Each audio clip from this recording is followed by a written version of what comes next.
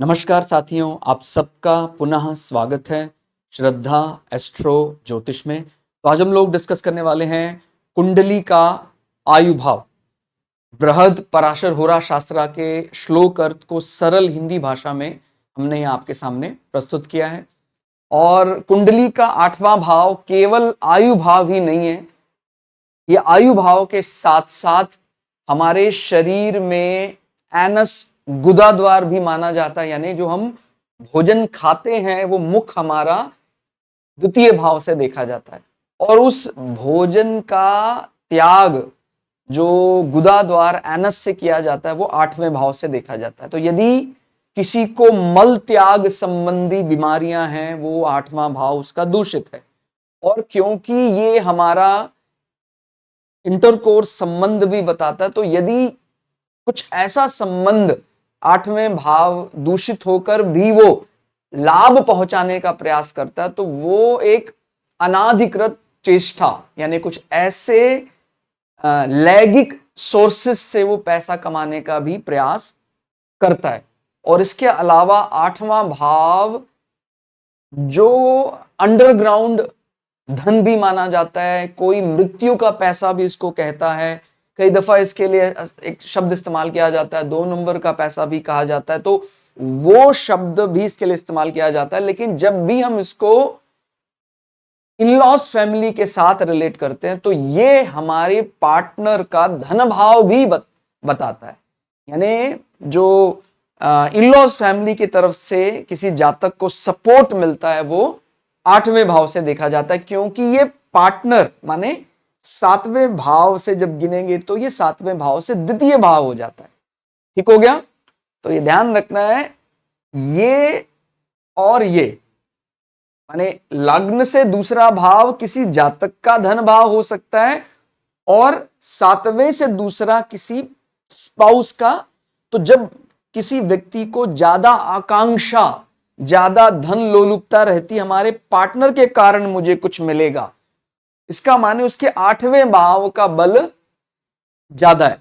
और जिसको लगता है कि नहीं मेरे बल से ही मेरा पार्टनर बली हो जाए, मुझे कोई ऐसी एक्सपेक्टेशंस नहीं है, तो माने उसका धन भाव स्वयं का बहुत बली है। और तो ये जो सूत्र हम यहां पढ़ेंगे, तो आप अगर आपको लगता है इसका एक पर्यायवाची कहीं ना कहीं मजबूत दिखाई देता है तो उसका पॉजिटिव, उसका धनात्मक प्रभाव उसके दूसरे पर्यायवाची पर भी निश्चित रूप से पड़ेगा। तो ये क्या क्या श्लोक अर्थ है समझते हैं। यदि रंध का स्वामी मित्रवत होकर कोण में हो तो लंबी आयु का संकेत मिलता है। अब जैसे 8वें भाव का स्वामी ज़ोडिएक मेष लग्न में लेकर हम मेष लग्न के लिए 8वें भाव का स्वामी स्वयं लग्नेश ही है, और वो यदि स्वराशि हो जाए तो वो कोण में आ गया, बृहस्पति के भाव में आ जाए तो उसको त्रिकोण का लाभ मिल जाएगा और उसकी आयु बढ़ जाएगी। ध्यान रखना है कि जब इस प्रकार से मंगल यहां बैठेंगे तो उनको 8वें का दोष कम माना जाएगा, क्योंकि उसकी जो बड़ी रिस्पॉन्सिबिलिटी है, बड़ा रैंक जो मंगल को मिला है, वो लग्नेश के रूप में ज्यादा विख्यात होगा। ठीक हो गया? बजाय कि अष्टमेश के। ठीक हो गया? तो उन लग्नों के लिए जहां लग्नेश ही 8वें भाव का स्वामी बन जाता है या शुभ भावों के स्वामी भी हैं, हम बहुत अच्छे विवेक से श्लोक अर्थ को समझेंगे, तब जाकर फलित करेंगे। ठीक हो गया? शनि और कर्म के स्वामी दीर्घायु के बारे में, यानी हम ध्यान रखते हैं कि शनि महाराज आयु के कारक भी माने जाते हैं। ठीक हो गया? इसके साथ साथ हमें कर्म भाव के स्वामी को भी देखना होता है। इसी प्रकार दीर्घायु के मामले में शनि और कर्म के स्वामी पर विचार किया जाता है। यानी हमने देखा, जैसे मैंने एक बात बताई थी, एक होता है वो पर्टिकुलर भाव से निर्धारण करना, एक होता है कारकों से निर्धारण करना। वो तो बात बिल्कुल सही है कि जो first impression is the last impression वाला स्टेटमेंट है, वो तो भाव से ही तय होता है। लेकिन कहीं दूसरी साइड पर वो कोई कारकत्व बली है, तो चाहे फर्स्ट इंप्रेशन आयु भाव को लेकर कमजोर भी रहा हो, क्योंकि भाव कमजोर हो गया है, लेकिन जो भाव के कारकत्व हैं, माने आयु का जो कारकत्व है शनि, वो यदि कहीं बैठकर बली हो जाता है तो आयु में भी वो बढ़ोतरी करेगा ही करेगा। ठीक हो गया। तो शनि महाराज यदि चार्ट में बली स्थिति में है, इसी प्रकार से कर्म भाव का स्वामी बली स्थिति में है, जो ज़ोडिएक भौचक्र में स्वयं शनि महाराज को ही कर्म भाव का डेजिग्नेशन या उनको नियंत्रण मिला हुआ है, तो उसके लिए भी एक अतिरिक्त बूस्ट माना जाएगा। यानी हमें अगर ऐसा लगता है कि यार कुंडली का 8वां भाव कमजोर स्थिति में आ रहा है, लेकिन कारकत्व शनि बहुत बली है, तो हम कहेंगे कि भाई आपको फिर उसकी चिंता नहीं करनी है कि भाई आयु तो मुझे लग रहा है कि अल्प है, क्योंकि 8वें भाव की स्थिति बहुत खराब है, लेकिन कारकत्व बली है, कर्म भाव का स्वामी बली है, तो फिर आयु के लिए हम निश्चिंत हो जाते हैं। और फिर लंबा जीवन और कैसे देखा जाता है, यदि अरि का स्वामी व्यय में हो, यानी छठे भाव का स्वामी 12वें भाव में चला जाए, और अरि का स्वामी अरि में हो, या छठे भाव का स्वामी छठे में ही हो, व्यय का स्वामी व्यय में हो, माने 12वें भाव का स्वामी 12वें भाव में ही बैठा हो, या अरि का स्वामी और व्यय का स्वामी रंध में हो। ठीक हो गया। या क्या हो सकता है, इसका स्वामी और इसका स्वामी 8वें भाव रंध भाव में चले जाएं, तो जातक दीर्घायु माना जाएगा। आप जानते हैं इसको विपरीत राजयोग माना जाता है, लेकिन आपको ये शब्द अर्थ अच्छे से पता होना चाहिए। जब भी विपरीत राजयोग ट्रिगर करता है तो विपरीत परिस्थितियों का सामना जातक को करना पड़ता है। आप इसको अंतर करना आना चाहिए कि भाई कोई राजयोग है, कोई लक्ष्मी त्रिकोण स्वराशि है, कोई केंद्रों के राजयोग हैं, कोई त्रिकोण मूल त्रिकोण के राजयोग हैं, और कोई विपरीत राजयोग, इसका अंतर, या कोई नीच भंग राजयोग, इसका अंतर करना अपने को आना चाहिए। तो जब हम बात कर रहे विपरीत राजयोग, उसका मतलब वो परिस्थितियां जब मिलती हैं तो वो बहुत ज्यादा फेवरेबल नहीं होती हैं, लेकिन उन परिस्थितियों से आदमी जयी हो जाता है, जीत हासिल करता है। ठीक हो गया। तो मैंने कई दफा देखा है कि हम राजयोग, विपरीत राजयोग, नीच भंग राजयोग में अंतर नहीं कर पाते और एक जैसा फलित करने लग जाते हैं। ऐसा नहीं है, राजयोग तो राजयोग ही है, जो प्योर राजयोग है। लेकिन हाँ, हमने उसको दूसरे और कई रिकॉर्डिंग में अच्छे से एक्सप्लेन किया है कि भाई जो जिसको हम क्या कहते हैं, भाई एक फिल्म का जब हम कहते हैं ना, ये एक हीरो बनने के लायक जिसको हम बोलते हैं, या जो हमारा आइकन माने, जिसको हम फॉलो करते हैं, भाई वो तो एक चलचित्र में केवल समझाने के लिए दिखाया गया, हमारे जो भी आइकन रहे उनको हमने चलचित्र के माध्यम से समझाया, लेकिन हम वास्तव में भी उस व्यक्ति को ज्यादा पसंद करते हैं जो केवल एक स्मूथ विनिंग नहीं, उसने जीवन के सारे पहलुओं को समझा है, तो बीच में कभी थोड़ा डाउन, उसके बाद वो हारा नहीं, फिर अब तो ये जो बाधाओं को फेस करके जीतने का जो जज्बा है, ये विपरीत राजयोग में और खास करके नीच भंग राजयोग में देखने में आता है। ठीक हो गया। नीच भंग राजयोग मुझे लगता है विपरीत राजयोग के मुकाबले थोड़ा ज्यादा बेटर माना जा सकता है। ठीक हो गया, क्योंकि वो केंद्र लक्ष्मी त्रिकोणों में बन रहा था वो, लेकिन वो किसी कारण से प्लैनेट को जो उसका फेवरेबल हाउस था वो नहीं मिल पाया, लेकिन दूसरे प्लैनेट ने उसका जो क्षीण हो रहा था बल, वो बल उसको प्राप्त कर दिया। ठीक हो गया। तो दीर्घायु समझना है। फिर आगे सूत्र बढ़ते हैं। यदि पुत्र रंध और तनु भाव के स्वामी, ठीक हो गया, यानी 5वां भाव, रंध भाव यानी 8वां भाव, और तनु यानी पहला भाव। ठीक हो गया। पहला भाव, 5वां भाव और 8वां भाव, ये स्वामी अपने नवांश, अपनी राशि या मित्र में हो तो जातक लंबे जीवन का आनंद लेता है। ठीक हो गया। अपने नवांश में, राशि में हो, और अपनी ही राशि में हो, या जो लग्न चार्ट है, या लग्न चार्ट में मित्र राशि में हो, तो जातक लंबे जीवन का आनंद लेगा। यदि लग्न, रंध, कर्म भाव और शनि के स्वामी एक कोण में है, ठीक हो गया, एक त्रिकोण में है या लाभ भाव में शुभ होकर स्थित है, तो व्यक्ति लंबे समय तक जीवित रहेगा। ध्यान रखना, यहां पर एक प्रकार से शनि की बात की गई है। ठीक हो गया। शनि क्योंकि शनि आयु के कारक ग्रह है। तो कौन कौन से इसमें? लग्न, रंध यानी 8वां भाव, कर्म भाव और शनि कोण में है, एक त्रिकोण में है, लाभ भाव में शुभ होकर स्थित है, तो व्यक्ति लंबे उसका दीर्घायु माना जाएगा। ठीक हो गया। तो यहां हमने कारक को ग्रह को भी शामिल यानी शनि महाराज को भी आयु के लिए शामिल किया। यदि लग्न का स्वामी निर्बल हो और रंध का स्वामी शत्रुवत होकर, ठीक हो गया, रंध यानी 8वें भाव का स्वामी शत्रुवत होकर कोण में हो तो व्यक्ति की आयु कम माननी चाहिए। रंध भाव में अशुभ ग्रह हो और तनु भाव बल से रहित हो, यानी जो फर्स्ट हाउस है हमें लग रहा है कि उसका जो बल है वो उसके किसी दुश्मन ग्रह, शत्रु ग्रह ने छीन लिया है, और 8वें भाव में भी शत्रुवत होकर कोई ग्रह बैठा है। यदि रंध भाव, रंध का स्वामी, माने ये सब नेगेटिव कॉम्बिनेशन माने जाएंगे। रंध भाव, रंध का स्वामी, वैभव, तीनों एक साथ अशुभ ग्रह के साथ हो तो शुरुआती जीवन में व्यक्ति को काफी संकटों का सामना करना पड़ेगा। ठीक हो गया।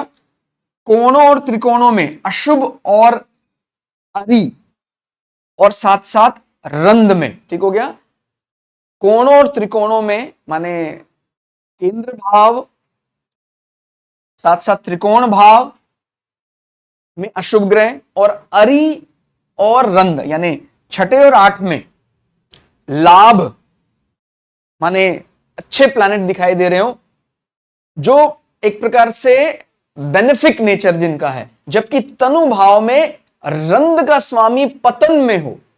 ठीक हो गया। तनु भाव में 8वें का स्वामी पतन माने उसको बल क्षीण होकर वहां बैठा हुआ है, तो यह योग अत्यंत कष्टकारी आयु की दृष्टि से माना जा सकता है।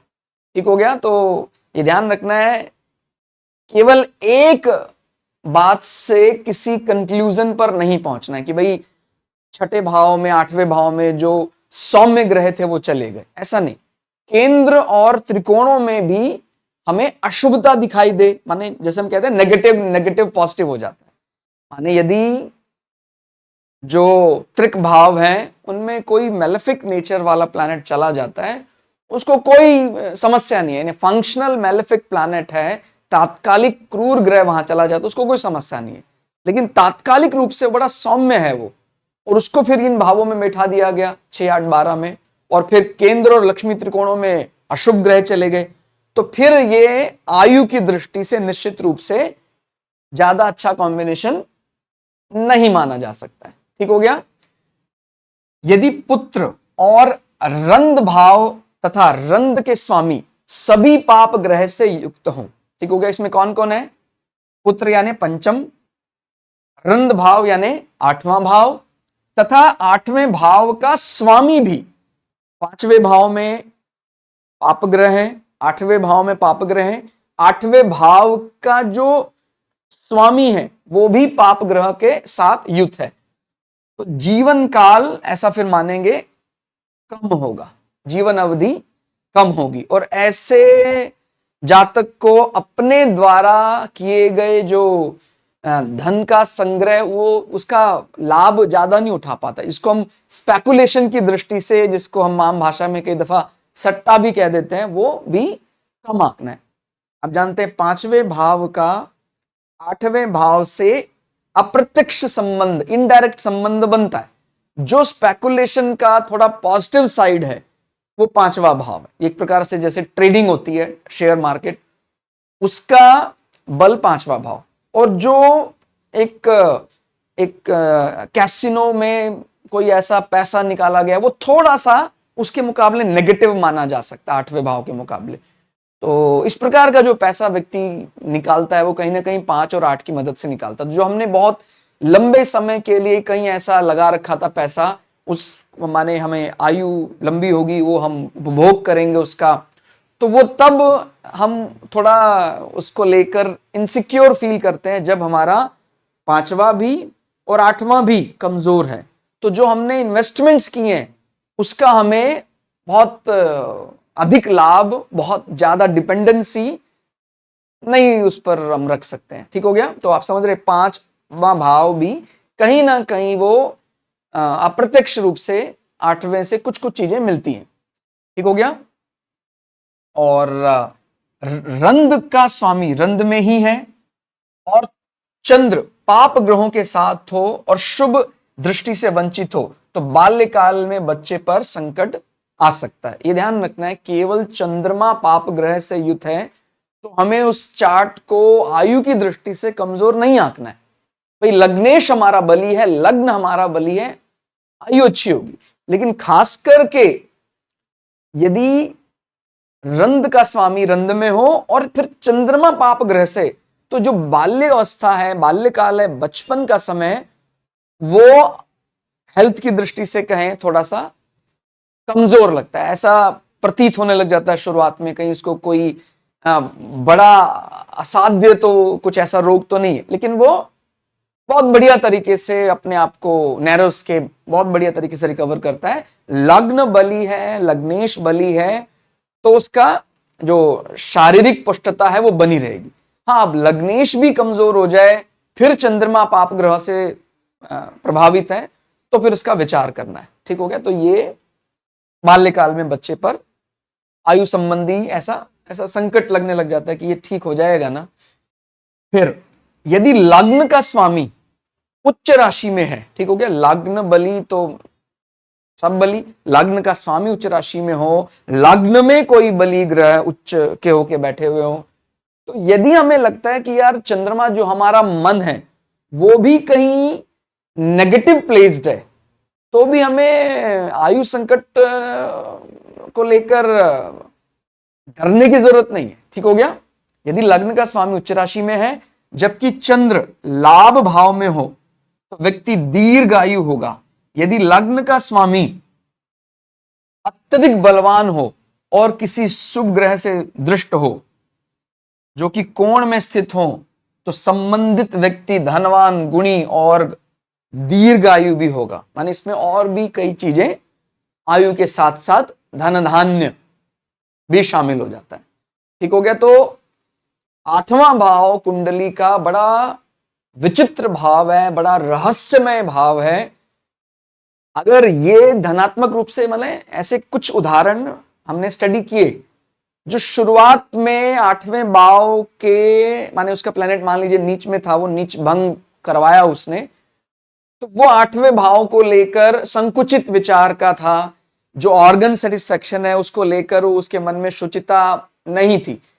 लेकिन जब उसने वो ट्रिगर हुआ नीच भंग, तो उसने उसी ऊर्जा को, क्योंकि हम जो अपने शरीर में जागरण भाव भी बोलते हैं, कुंडलिनी जागरण, वो भी आठवां भाव है। तो जब शरीर में वीर्य रुकेगा और वो वीर्य ऊपर की तरफ जाएगा तो फिर वो जागरण का काम करेगा। ठीक हो गया। तो ये शक्ति जिसको हम कुंडलिनी जागरण बोलते हैं, याद रखना मैं कुंडलिनी की बात कर रहा हूं, तो कुंडली का कुंडलिनी भाव माना जाता है आठवां भाव। और ये जितना ज्यादा व्यक्ति इसका सदुपयोग, इसको शुद्ध रखेगा, उतना ही ज्यादा व्यक्ति लौकिक यश तो प्राप्त करेगा ही, वो पारलौकिक विषय जिसको हम सिद्धियां भी कह देते हैं, क्योंकि जागरण माने कुंडलिनी जागरण हो गया तो उसको एक प्रकार से सिद्ध पुरुष माना जाएगा। तो ये जो व्यक्ति साध लेता आठवां भाव, उस व्यक्तियों के हाथ कई प्रकार की सिद्धियां भी लग जाती हैं। तो आप यहां से समझ सकते हैं कि ये सबसे टफ भी है और यही हमें सबसे जल्दी बल प्रदान करने वाला बल भी है। तो अगर आठवां भाव हम पूरी तरह शुद्ध रख लें, ठीक हो गया, उसकी गारंटी ले लें कि हमारा जो लैंगिक शुचिता है उसमें हम कोई भी किसी प्रकार का मिलावट होने नहीं देंगे, और जो रज है या जो वीर्य है उसका हम शरीर में वो रहे और वो ऊर्ध्वगामी ऊपर की तरफ जाए, तो फिर व्यक्ति का जागरण अपने आप होने, क्योंकि वो बहुत ज्यादा बल माना जाता है और उसी बल की आवश्यकता है कुंडलिनी को भेदन करने के लिए। हम जानते हैं कि वो शक्ति हम सबके शरीर में है, हम ढूंढते हैं कहीं कहीं वो वहां मिल जाएगा, वहां मिल जाएगा, वो व्याप्त है हमारे शरीर के अंदर ही। मतलब हम सोचते हैं कि भाई वहां पर जाएंगे शायद हमें कुछ ऐसी बात मिल जाए, कैसा कुछ जादू हो जाए। हमें भगवान ने इनफाइनाइट सोर्स ऑफ एनर्जी दिया हुआ है, लेकिन वो एक प्रकार से कुछ ऐसा ही है कि हम इसको कैसे समझे, हम सब बिलीनियर हैं, मतलब अरबपति कह सकते हैं, हम अरबपति हैं, लेकिन वो अरब उसकी चाबी हमें अभी उसको ताला खोलना नहीं आया अपने को। और यदि वो चाबी उसका, जिसको हम कुंडलिनी बोलते हैं, इट इज लाइक जैसे कोई स्नेक सर्पेंट है, वो कुंडली मारे बैठा हुआ है, और यदि वो अनलॉक हो जाए तो मुझे वो बिलीनियर पावर जो है, मुझे जो अरबपति का जो मुझे शक्ति अनुभव है वो प्राप्त हो जाएगा।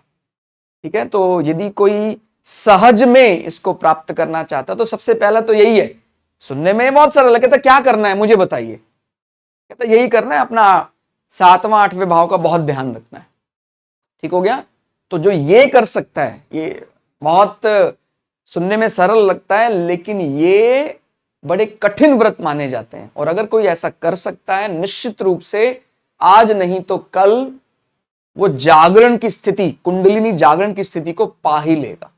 ठीक हो गया। तो हमें ये बात फिर ध्यान रखनी है, गृहस्थ जीवन में व्यक्ति को पति पत्नी के साथ रहने की छूट है, लेकिन उसमें भी ऐसा नहीं कि हम लोलुप होकर, यानी स्त्री संग या पुरुष संग के लोलुप होकर उसका बार बार उसका अति प्रयोग करें। तो ये हमें, अगर वो सिक्योर कर लेते हैं तो काफी हद तक इसी के जरिए हमें, 8वें भाव के जरिए हमें वो अनंत ऊर्जा, वो अनंत शक्ति जिसको कुंडलिनी जागरण बोलते हैं, वो सब प्राप्त हो जाएगा।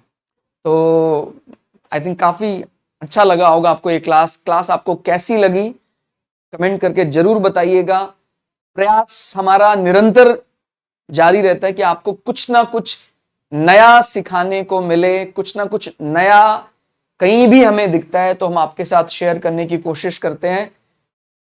शेड्यूल कई दफा बहुत टाइट हो जाता है, इसीलिए डेली रिकॉर्डिंग नहीं की जाती है, बट फिर भी हम 2 दिन में 3 दिन में एक ना एक रिकॉर्डिंग डालते रहते हैं, और आपका जो लाइक, आपका कमेंट है, उससे हमारा बल और बढ़ जाता है कि हाँ, आप लोग उस चीज को उसका समर्थन कर रहे हैं, आप चीज उसको पसंद कर रहे हैं, तो फिर हम और ज्यादा गहन अध्ययन करने का प्रयास करते हैं। तो आज के लिए इतना ही, मिलते हैं अगली वीडियो में, तब तक के लिए जय श्री भगु पराशरा, जय श्री शुक्राचार्य, नमस्कार।